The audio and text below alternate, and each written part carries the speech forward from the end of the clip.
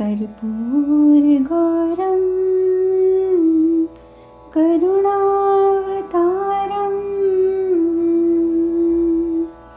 संसारसारं भुजगेन्द्रहारं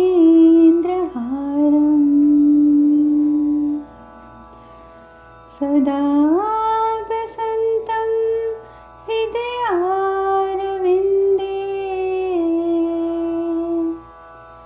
भवं भवानी सहितं नमामि भवं भवानी सहितं नमामि भवं भवानी सहितं नमामि। ओम नमः शिवाय। कल हमने कथा में विश्राम लिया था कि माता पार्वती और महादेव दोनों परेशान हैं कि कार्तिकी में इतना घमंड क्यों आ गया। और जब महादेव को ये भी पता चलता है कि कार्तिकेय ने अभ्यास करने से मना कर दिया है तो वो बहुत क्रोधित हो जाते हैं और क्रोधित होकर वो यहाँ तक कहते हैं कि अब मुझे कार्तिकेय से स्वयं बात करनी होगी। और वो जाकर देखते हैं कि कार्तिक जी विश्राम कर रहे हैं, अपने अस्त्र शस्त्र साथ में रखे हुए हैं और विश्राम कर रहे हैं। महादेव जाते ही आवाज लगाते हैं, सेनापति कार्तिकेय। कार्तिक फटाफट उठ जाते हैं, प्रणाम करते हैं कि पिताजी मेरा नमन स्वीकार करें। तो महादेव कहते हैं प्रतीत हो रहा है कि तुम पूर्णतः तत्पर हो युद्ध के लिए। कार्तिक कहता है निसंदेह, अब तो मुझे केवल उस क्षण की प्रतीक्षा है कि जब युद्ध भूमि में ताड़कासुर मेरे समक्ष उपस्थित हो, फिर आप देखिएगा पिताजी क्या होता है। भगवान शिव कहते हैं कि पुत्र, युद्ध आरंभ होने से पूर्व ही युद्ध का परिणाम तो स्पष्ट है, क्योंकि मुझे पूर्ण विश्वास है कि ताड़कासुर को तुम्हें पराजित करने में तनिक भी कठिनाई नहीं होगी। महादेव का ये वाक्य सुनकर कि ताड़कासुर को तुम्हें पराजित करने में तनिक भी कठिनाई नहीं होगी, कार्तिक स्तब्ध, एकदम स्तब्ध, हैरान होकर पिताजी ये आप क्या कह रहे हैं? ताड़कासुर को मुझे पराजित करने में कठिनाई नहीं होगी, अभी क्या कह रहे हैं? भगवान शिव कहते हैं कि मैं तो केवल उसी का वर्णन कर रहा हूं जो प्रत्यक्ष है, जो मुझे नजर आ रहा है, मैं तो उसी का वर्णन कर रहा हूं। और वही कह रहा हूं जो सब देख सकते हैं सिर्फ तुम्हें छोड़कर। मैं देख सकता हूं, तुम्हारी माता देख सकती हैं, देवतागण देख सकते हैं, विष्णु जी ब्रह्मा जी देख सकते हैं, नंदी देख सकते हैं, एक सिर्फ तुम्हें छोड़कर बाकी सब कुछ ही देख सकते हैं जो मैं कह रहा हूं। कार्तिक बड़े हैरान होते हैं, हैरान होकर अपने पिताजी की ओर निहारते रह जाते हैं। महादेव कहते हैं कार्तिक के अपनी लगन निष्ठा से तुम सेनापति का पद जो है वो ग्रहण करने योग्य तो बन गए, किंतु तुम ये भूल गए कि सेनापति का पद ग्रहण करने से युद्ध में विजय प्राप्त नहीं हो जाती। कोई भी व्यक्ति ये सोचे कि मैं सेनापति बन गया हूं तो अब मैं विजय प्राप्त कर लूंगा, तो नहीं, सिर्फ सेनापति का पद ग्रहण करने से कभी विजय प्राप्त नहीं होती है। कार्तिकेय कहते हैं मैं जानता हूं पिताजी, ये सत्य है। प्रशिक्षण से पूर्व मुझे अपनी क्षमताओं पर विश्वास नहीं था, ये बात भी सत्य है, किंतु अब मुझे अपनी कुशलता और शक्तियों पर इतना विश्वास है कि इस युद्ध में तो क्या, किसी भी युद्ध में मेरी विजय निश्चित है, पूर्ण रूपेण निश्चित है।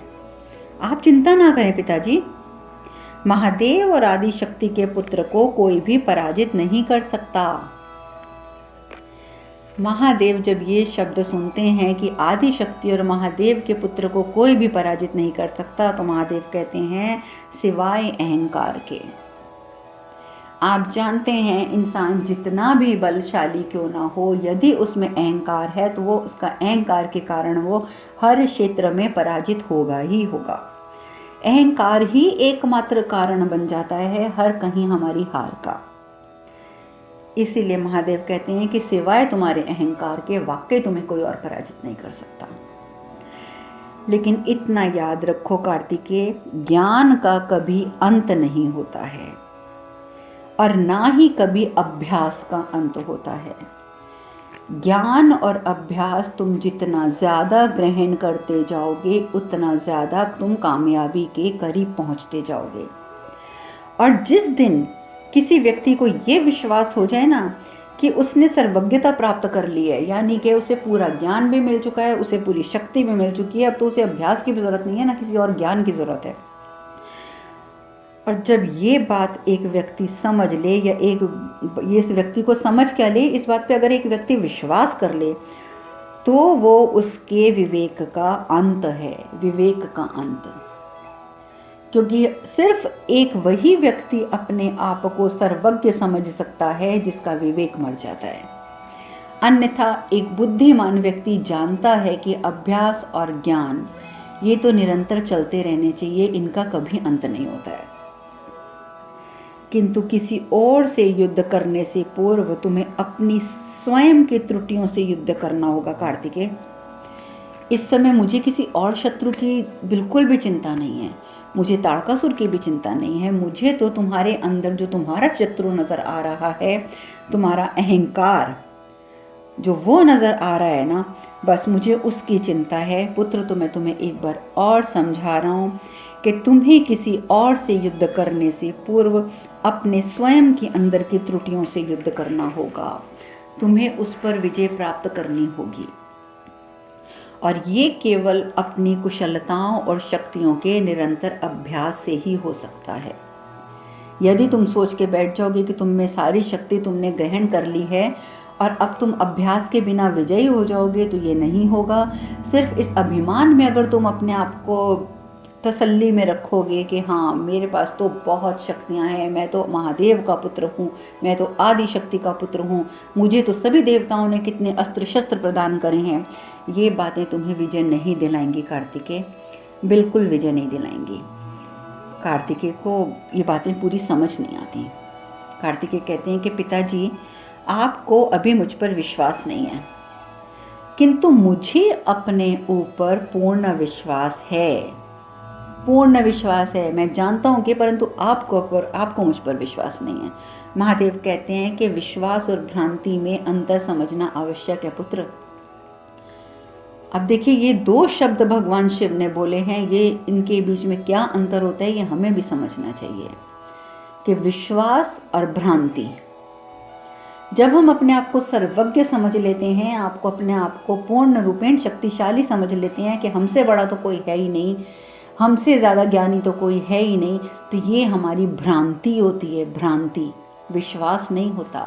विश्वास ये होता है कि हम निरंतर ज्ञान प्राप्त करते रहेंगे, हम निरंतर अभ्यास करते रहेंगे और हम विजय को प्राप्त होंगे, ये विश्वास होता है।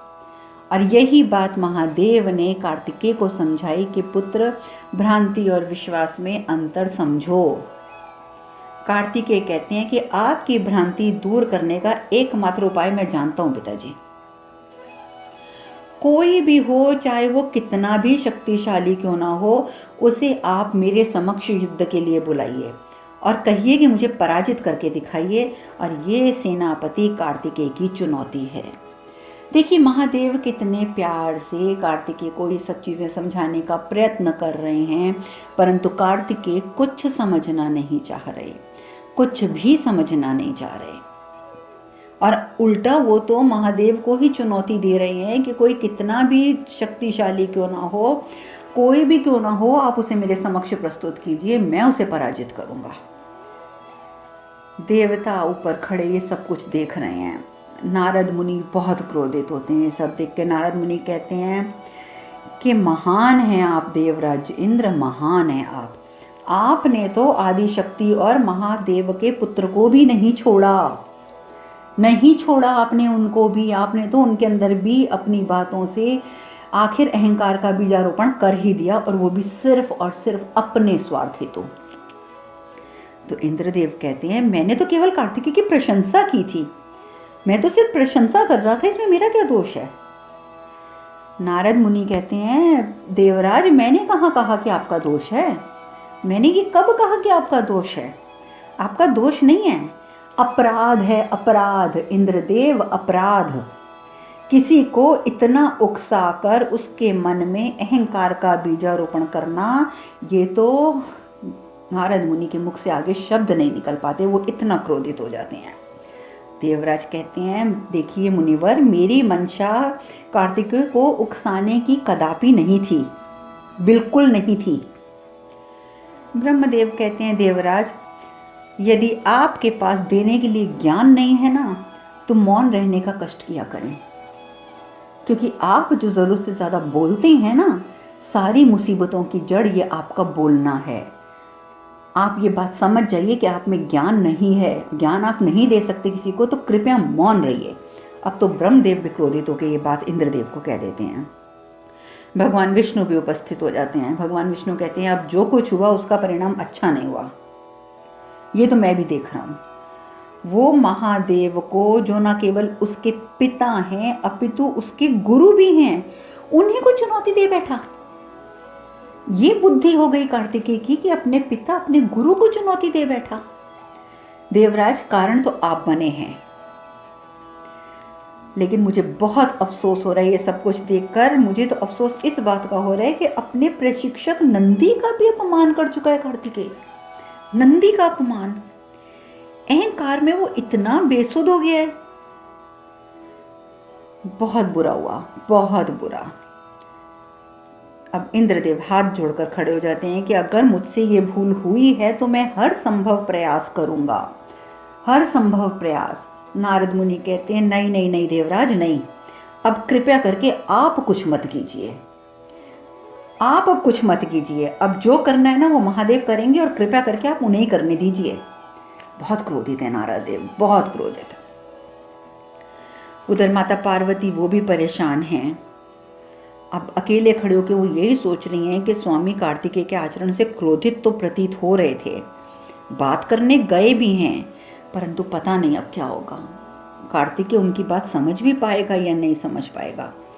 अभी माता पार्वती ये सब चिंता कर ही रही थी कि महादेव आ जाते हैं। तो एकदम महादेव को बोलती, क्या हुआ स्वामी, क्या हुआ? स्वामी बताइए क्या हुआ?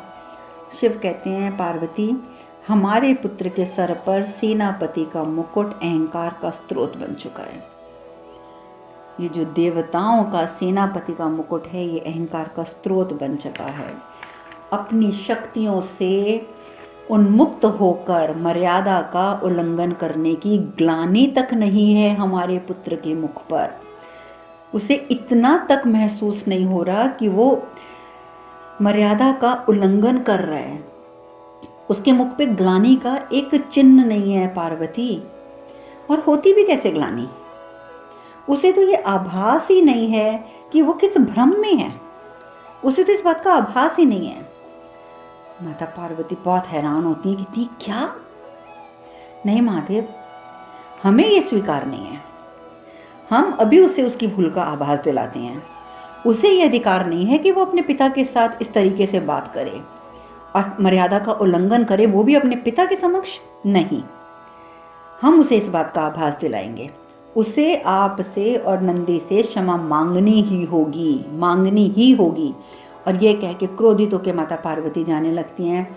तो महादेव कहते हैं, पार्वती, कार्तिक को उसकी भूल का आभास दिलाने का उपाय उसके अहंकार ने स्वयं ही बता दिया है। उसने स्वयं अपने पिता को चुनौती दे दी है। माता पार्वती एकदम गुस्से से चिल्लाती, क्या? पिता को चुनौती? और उसके अहंकार ने कौन सा उपाय आपको बता दिया है? महादेव सब बताते हैं कि किस प्रकार कार्तिकेय ने कह दिया कि जो सबसे महान है, सबसे शक्तिशाली है, उसे मेरे सम्मुख उपस्थित कीजिए, मैं उससे युद्ध करूंगा। अब युद्ध मैदान में सभी एकत्र हो जाते हैं। माता पार्वती, भगवान शिव, नंदी और सारे गण प्रेत, ऊपर खड़े हुए माँ ब्रह्मा जी, विष्णु जी, देवतागण, वो सब भी देख रहे हैं, क्योंकि सबके मन में चिंता है कि अब क्या होगा, अब क्या होगा। भगवान शिव कहते हैं कि तुमने चुनौती दी थी ना कार्तिकेय, क्या तुम तैयार हो? तो कार्तिकेय बिना ये पूछे, बिना देखे कि मेरे साथ युद्ध के लिए आ कौन रहा है, कार्तिकेय कह देते हैं, निसंदेह पिताजी, निसंदेह। कौन है वो योद्धा? कौन है वो योद्धा जिसके सामर्थ्य को आप मेरी चुनौती स्वीकार करने के योग्य समझते हैं? हे भगवान, इस प्रकार का वाक्य जब माता पार्वती ने सुना कि वो अपने पिता से कह रहा है कार्तिकेय कि कौन है वो जिसके सामर्थ्य को आप मेरी चुनौती स्वीकार करने के योग्य समझते हैं, माता पार्वती इतनी क्रोधित हो जाती हैं कि चिल्लाती हैं, कार्तिकेय अपने शब्दों पे नियंत्रण रखो। कार्तिकेय एकदम घबरा जाता है। कार्तिकेय कहते हैं, मां मैंने तो एक साधारण सा प्रश्न पूछा है। माता पार्वती कहती है, प्रश्न साधारण था किंतु पूछने का ढंग असाधारण था। तुम्हारा जो पूछने का ढंग था ना, वो असाधारण था। तुम भूल रहे हो कि तुम्हारे समक्ष तुम्हारे पिता और तुम्हारे गुरु के खड़े हैं, किंतु हमारे समक्ष हमारे स्वामी के सामने हमारे स्वामी से कोई अशिष्ट व्यवहार करे, ये हमें कदापि स्वीकार नहीं है। हमें कदापि स्वीकार नहीं है। कार्तिकेय इतना स्मरण रखना, बेशक तुम हमारे पुत्र हो परंतु ये हमारे स्वामी हैं और तुम इनके साथ दुर्व्यवहार करो, ये हम कदापि बर्दाश्त नहीं करेंगे। कार्तिकेय हाथ जोड़ के माता पार्वती के समक्ष सर झुका देते हैं क्षमा के रूप में कि मैं क्षमा मांगता हूँ, और कहते हैं कि मैं तत्पर हूँ, आप मेरे प्रतिद्वंदी को बुलाइए। बहुत विनम्रता से अब कहते हैं कार्तिकेय कि आप मेरे प्रतिद्वंदी को बुलाइए, मैं तैयार हूँ। उधर इंद्रदेव चिंतित हैं। इंद्रदेव कहते हैं कि महादेव की योजना क्या है, महादेव कर क्या रहे हैं, कुछ समझ नहीं आ रहा। कोई जवाब नहीं देता इंद्रदेव की बात सुनकर भी। उधर महादेव जो हैं, उनके जो गण प्रेत होते हैं उसमें से वो एक गण को बुलाते हैं और इशारा करते हैं कि गण को कि इधर आओ। तो वो गण कहता है कि इशारे से पूछता है मैं, तो महादेव कहते हैं हाँ तुम आओ इधर, तुम करोगे कार्तिकेय का सामना। कार्तिकेय जोर से हंस पड़ता है, कहता है ये इससे लड़ूंगा मैं, आपके गण से? कहां ये और कहां मैं? भगवान शिव उसको इशारे से कुछ समान समझाते हैं और इशारा करते हैं कि आगे आओ, आगे आओ। वो आगे आ जाता है। जब वो आगे आ जाता है तो इंद्रदेव भी ऊपर परेशान हो जाते हैं। इंद्रदेव कहते हैं कि इस गण प्रेत को तो कार्तिकेय एक क्षण में पराजित कर देगा, कि महादेव कर क्या रहे हैं? विष्णु भगवान कुछ नहीं कहते, बस मुस्कुराते रहते हैं। नारद मुनि कहते हैं, इंद्रदेव अगर आपके स्थान पर मैं होता, अगर आपके स्थान पर मैं होता ना, तो इस बात की चिंता ना करता कि महादेव क्या कर रहे हैं। इस बात की बिल्कुल भी चिंता ना करता, अपितु प्रार्थना करता कि महादेव जो कर रहे हैं वो मेरे और सारे देवताओं के हित में हो। ये बात सुनकर शर्मिंदा हो जाते हैं इंद्रदेव, क्योंकि उनकी जबान पे, उनको अपनी जिह्वा पे बिल्कुल भी नियंत्रण ही नहीं है। जब देखो तब कुछ ना कुछ उल्टा बोलना, जब देखो तब कुछ ना कुछ उल्टा करना। उधर भगवान शिव कहते हैं गण को आगे बुला के, देखो कार्तिकेय, यदि तुमने मेरे इस गण को तुमने गिरा दिया तो तुम विजयी हो जाओगे। यदि तुमने मेरे इस गण को गिरा दिया तो तुम विजयी हो जाओगे। और गण को आंखों ही आंखों में कुछ समझाते हैं महादेव। गण समझ जाता है। अब कार्तिकेय कहते हैं कि इस गण को गिराने के लिए मुझे तो किसी शस्त्र की भी आवश्यकता नहीं है। वो अपने शस्त्र को माथा टेक कर शस्त्र को ज़मीन पर रख देते हैं और ज़ोर से आके कार्तिकेय धक्का मारता है गण को, और गण टस से मस नहीं होता, हिलता तक नहीं है। अब तो जी कार्तिकेय पूरा जोर लगा देते हैं, जोर से धक्का मारते हैं, फिर भी गण नहीं हिलता। माता पार्वती बहुत प्रसन्न होती हैं, मंद मंद मुस्कुराती रहती हैं। वो और जोर लगाता है, फिर भी गण नहीं गिरता। कार्तिकेय पीछे जाता है और दौड़ता हुआ आता है और दौड़ के आगे गण को धक्का लगाता है। इतनी जोर से धक्का लगाता है कार्तिक के गण तो नहीं गिरता, लेकिन कार्तिक खुद पीछे पलट के गिर जाता है। महादेव कहते हैं इसके गिरते ही कि अहम की पूर्ति हेतु किया गया आघात हमेशा प्रतिघात बनकर वापस आता है कुमार। देखिए कितनी बड़ी बात महादेव ने कह दी कि हम अहंकार के वश में आकर जो हम और अपने अहंकार की पूर्ति के लिए अगर हम किसी पे आघात करते हैं तो वो प्रतिघात बनकर ज़रूर वापस आता है। तो कभी अपने अहंकार की पूर्ति हेतु किसी का बुरा मत सोचना। नहीं तो वो एक ऐसा कर्जा बन जाएगा जो तुम्हें न जाने कितने जन्मों तक उतारना पड़ेगा।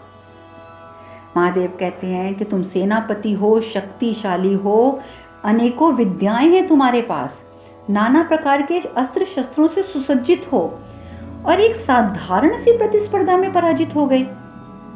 साधारण सी प्रतिस्पर्धा में, और वो भी तब जब तुम्हारे प्रतिद्वंदी ने आत्मरक्षा हेतु कुछ किया ही नहीं। मेरे गण ने तो कुछ किया ही नहीं, उसने तो अपना बचाव तक नहीं किया, और तब भी तुम पराजित हो गए। कार्तिकेय, अपने प्रतिद्वंदी को दुर्बल समझना एक योद्धा की पहली भूल होती है। प्रतिद्वंदी को निर्बल समझना एक योद्धा की पहली भूल होती है। स्वयं को सर्वशक्तिशाली समझना ये दूसरी भूल होती है। आत्मविश्वास को अहम द्वारा विस्थापित हो जाने देना ये तीसरी भूल होती है, और अपने प्रशिक्षक का अपमान करना ये चौथी भूल होती है। किसी भी व्यक्ति की उन्नति उसकी सहजता से प्रस्तुत होती है कार्तिकेय, ना कि उसके अभिमान से, उसके अहंकार से। अहंकार हमें स्वयं की दृष्टि में तो बहुत बड़ा बना देता है। जब हम अपने आप में अहंकारी हो जाते हैं ना, तो हम स्वयं की दृष्टि में तो बहुत बड़े बन जाते हैं, किंतु दूसरों की दृष्टि में हमारा ओछापन प्रतीत होता है। ये कुमार, ओछापन। ये बात हमें भी समझनी चाहिए कि यदि हम अहंकार में होते हैं तो हम अहंकार में होने के कारण सिर्फ अपनी दृष्टि में हम महान बनते हैं, अपनी दृष्टि में हमें लगता है कि हम बहुत बड़े बन गए हैं, परंतु सामने वाले व्यक्ति की नज़र में तो ये हमारा वाकई ही ओछापन होता है। लोग मजाक बनाते हैं हमारे अहंकार का। इतना याद रखना कार्तिकेय कि हमारे व्यक्तित्व के दोष, उसकी परिपक्वता का प्रतीक ये अहंकार है, सिर्फ और सिर्फ ये अहंकार। कार्तिकेय जब ये बातें सुनते हैं बहुत शर्मिंदा होता है, बहुत शर्मिंदा। महादेव कहते हैं कि शक्तिशाली हो जाने का अर्थ ये नहीं है कि तुम अपने उत्तरदायित्व से मुक्त हो गए हो। शक्तियों में वृद्धि के साथ साथ उत्तरदायित्व और भी बढ़ जाते हैं, और भी बढ़ जाते हैं। इस गण की बात अगर मैं तुम्हें बताऊं कार्तिकेय, तो इस गण ने अपनी भक्ति की शक्ति से स्वयं को इतना सशक्त कर दिया था कि तुम जैसा योद्धा भी इसे पराजित नहीं कर सका। तो सोचो, वो ताड़कासुर जो एक कठोर तप में लीन है, अपनी शक्ति से किस अनर्थकारी वरदान का स्वामी बन जाएगा, इसकी कल्पना भी तुम नहीं कर सकते कार्तिकेय, कल्पना भी नहीं कर सकते। क्या समझते हो, कैसे सामना करोगे तुम तब ताड़कासुर का? कैसे करोगे तुम उसका सामना अपने अहंकार से? असंभव है कार्तिकेय, असंभव। ये सारी बातें सुनकर कार्तिकेय बहुत शर्मिंदा हो जाते हैं। आज समय भी मैंने आप लोगों का सबका ज़्यादा ले लिया है। अब मैं कथा में यहीं विश्राम लेती हूँ। हरे कृष्ण कृष्ण कृष्ण हरे हरे, हरे राम राम राम हरे हरे। आप सब खुश रहें, सुखी रहें, स्वस्थ रहें। हरे कृष्णा। ओम नमः शिवाय, ओम नमः शिवाय, ओम नमः शिवाय।